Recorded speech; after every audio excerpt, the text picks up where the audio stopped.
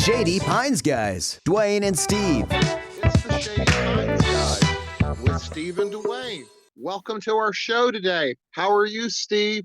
I'm well today. How about you, Dwayne? I'm doing great here. Doing great. Steve, I hear you have some interesting topics for us today, including Madonna, Dolly Parton and her new album, and Danny Pintauro from Yes, I do. Who's the Boss and As the World Turns. And I also will be bringing us a special segment of As the Bat Turns, a new feature on here. And Steve will also be bringing us later in the show Music Gems featuring Olivia Newton-John's Xanadu cast album today. And I will be bringing us another installment of Soap Dish. So, Steve, let's get the ball rolling. Tell me the exciting news about Madonna. Yes, Dwayne, the Queen of Pop, Madonna, is going to hit the road later this year for her celebration tour. She's going to be traveling the globe performing the hits from her 40-year career. Now, she's had 38 top 10 songs from 1984's Borderline to 2003's Celebration, and she's had 23 top 10 albums, going back from her to her debut album, Madonna, into last year's Finally Enough Love. I got to see her in concert at Madison Square Garden back in 2004 for her reinvention tour. But I think this would be a great one to see because it's just going to be one hit after another for that show. That sounds like a great show to see. I think she's hitting. I saw Tampa on the list and Atlanta on the list. So I think I'm too old to go now. I'm not good at concerts. Well, her anymore. crowd has changed. The music on her last several albums has been more for the younger than us crowd. Yeah, but you've enjoyed her more in the later years, and I enjoyed her more in the earlier years. I've kept up with her, and I haven't got Finally Enough Love yet. And the reason I didn't purchase it is, well, it was just I have all of that material. What's the sense in me buying it again? And that was the same thing with the other remix album that she had that they had at Target. Yes. It sold out. But I mean, it was just remixes of old songs. And sometimes you've already got those songs in your head a certain way. And you don't want to hear them remixed or reimagined in a different way. Exactly. Well, she's going to keep on making that money, though, isn't she? She sure is. God bless her. Yes. I also want to say you've probably seen the ads for the new movie 80 for Brady. It hits theaters on February 3rd. It stars Jane Fonda, Lily Tomlin, Rita Moreno, and Sally Field. All those ladies I love. Well, you'll need to check out. Yes, you'll need to check out the video. And the new song from the soundtrack is called Gonna Be You. It was written by hitmaker Diane Warren, and the song is just as star-studded as the movie. You've got Dolly Parton, Gloria Estefan, Debbie Harry, Belinda Carlisle, and Cyndi Lauper. And I tell you what, I do like the song pretty much. I've been listening to it a few times, watching the video over and over.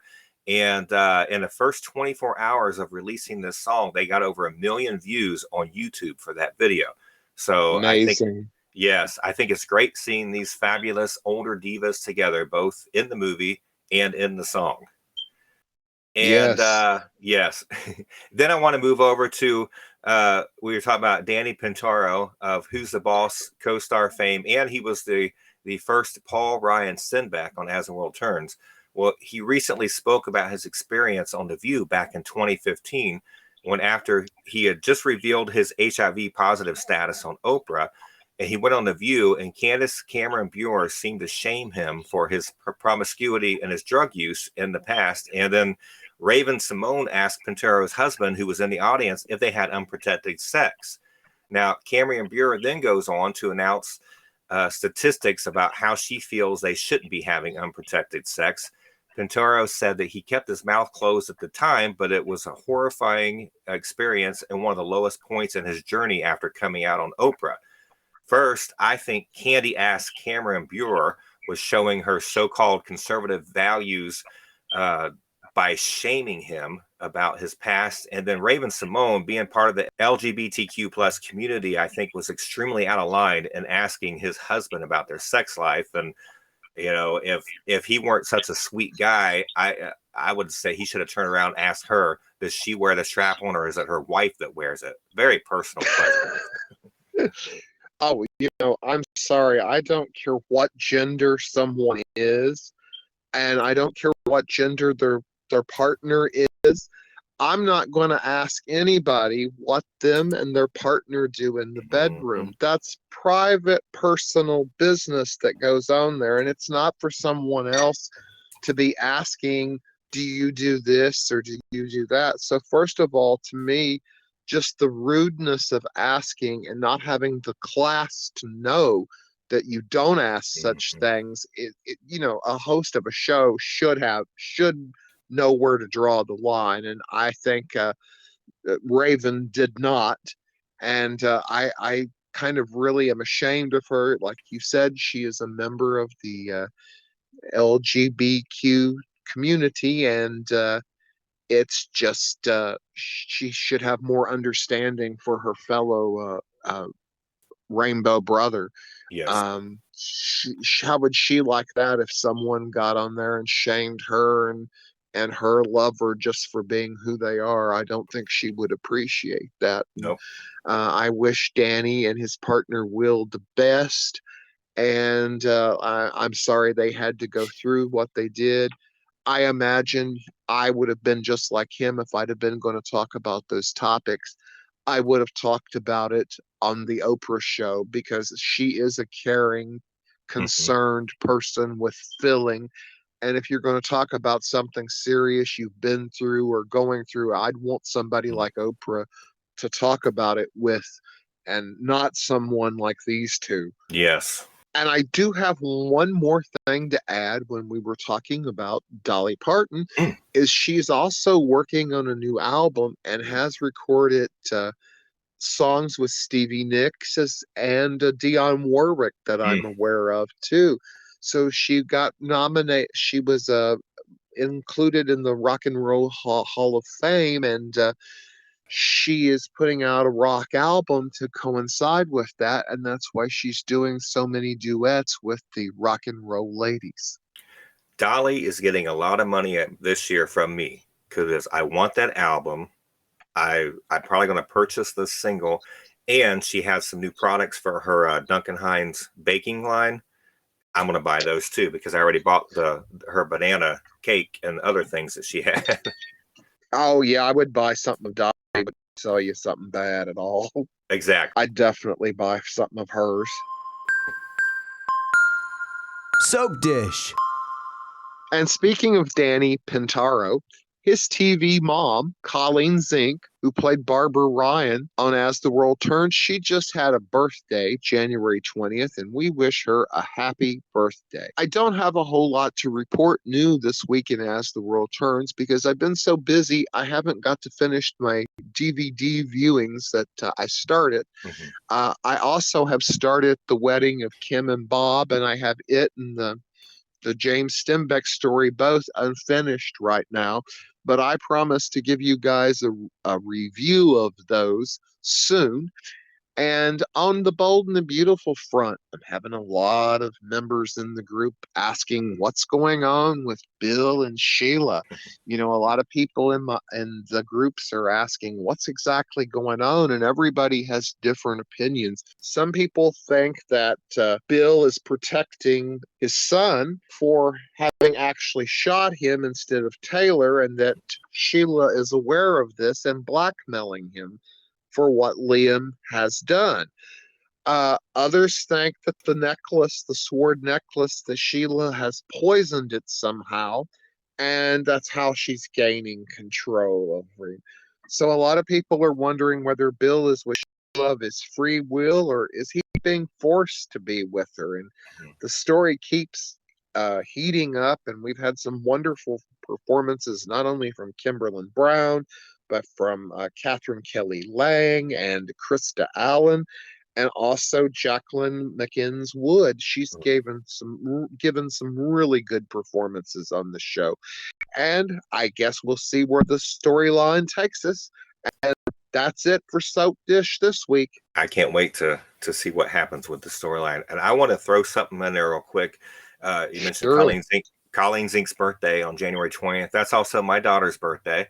It was her 32nd Happy birthday. Sierra, who was actually named after another character on As the World Turns, Sierra Esteban. Originally played by Finn Carter. Love her. Love her. Yes, she was wonderful. Now it's time for Music Gems. Well, Dwayne, I think now I'm going to try it.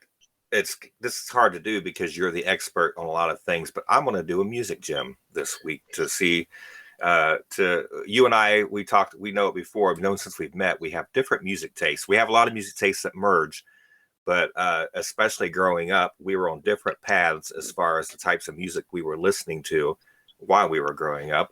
And that's very true. Yeah. So today I wanted to tell you about one of my music gems, and that's the motion picture soundtrack Xanadu, and which brought together two big 70s names, Olivia Newton-John and Electric Light Orchestra. Now, this musical masterpiece spans all genres with pop, country, rock, and big band sounds. The album was set up with the first half of the songs written by John Farrar, a frequent collaborator with Olivia. He wrote all the songs for Olivia except for the title track Xanadu, which was written by ELO's Jeff Lynne. Now, Farrar's songs, including the hits Magic and Suddenly, along with Dancin', which is the big band rock morph with Olivia, Farrar, and the Tubes, Suspended in Time, and Whenever You're Away From Me, a big band tune with Olivia and Gene Kelly on the vocals. The second half of the album is written by Jeff Lynne, and it's performed by ELO with the hits I'm Alive, Don't Walk Away, and All Over the World, and then my favorite ELO song of all time, The Fall. And of course, the hit Xanadu with ELO and Olivia Newton-John on the vocals. Now, the movie was pretty much a bust at the time, but later became a cult classic. But the album was a hit worldwide. It went double platinum in the US and Canada. The singles Magic and Xanadu went #1 in the US and the UK, and it was the 5th most popular US soundtrack of 1981. And besides being such a great album, my dad was a big fan of ELO and I of Olivia. And this album kind of mixed our musical interests. He took me to see the movie, which I still love to this day, despite what critics say. And then we went to the record store to buy us each a copy of this album. So the music kind of takes me back to my dad and I finding a musical common ground. And I'm taken back to the early 80s and being a child every time I listen to it, which is why the Xanadu soundtrack is my music gem pick for today. Yes, it's a fabulous classic album. And I think everyone should have it somewhere in their collection. Mm-hmm. I would think a lot of people still would play that album regularly because it really was a good album. It's time for As the Bat Turns with Dwayne. And I'd like to try a new feature on our show this week. It's called As the Bat Turns. This month, we are celebrating the 57th anniversary of the premiere of the Batman TV series starring Adam West and Burt Ward. On January 12th, 1966, High Diddle Riddle aired for the first time ever, and the special guest villain was Frank Gorshin as the Riddler. He was a very popular villain on the show, and eventually he moved on to doing other things, and his absence was felt during season 2. But his first appearance in the show was exciting, and Jill St. John played the mole in that episode. And, well, I won't tell you what happens to her because she doesn't have a happy ending. But it was an exciting premiere episode. And the following week, the first pair of Penguin episodes aired. They had been the next episodes recorded. And the following week, the 5th episode recorded, but shown as the 3rd episode aired. And it was The Joker is Wild, Batman is Riled. That was one of this is Batman's main arch enemy, the Joker. They are yin and yang to each other. I like the Riddler and the Penguin both. And I love both Frank Gorshin and Burgess Meredith's performances in both roles.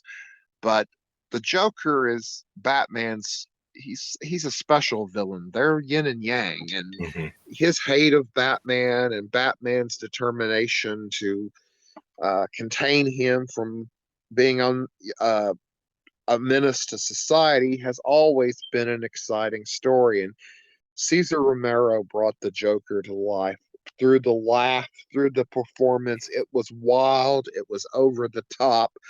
But if the first episode of Batman had been exciting, I think this that aired as the third segments of the program had been the most exciting so far. Joker just blew the screen away. And that first season, Batman rode very high in the ratings. It was a #1 show. Later guest star in the first season, Julie Newmar, brought the Catwoman to life later in season 1, and it was a ratings winner. I think what happened was that during the second season, they became hooked on this formula that every episode was almost the same thing. It was just a different villain and a different mole and basically the same thing. They were stealing something maybe slightly different, the villain, but they became too much of a formula and people got bored of it.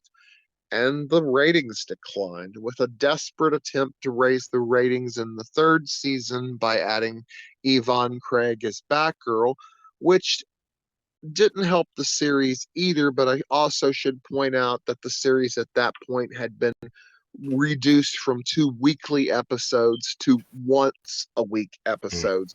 And it was kind of hard to crowd, Batman, Batgirl, the villain, and everybody else in. So sometimes those shows feel a little uneven, I guess, at times, but they were classics, I thought.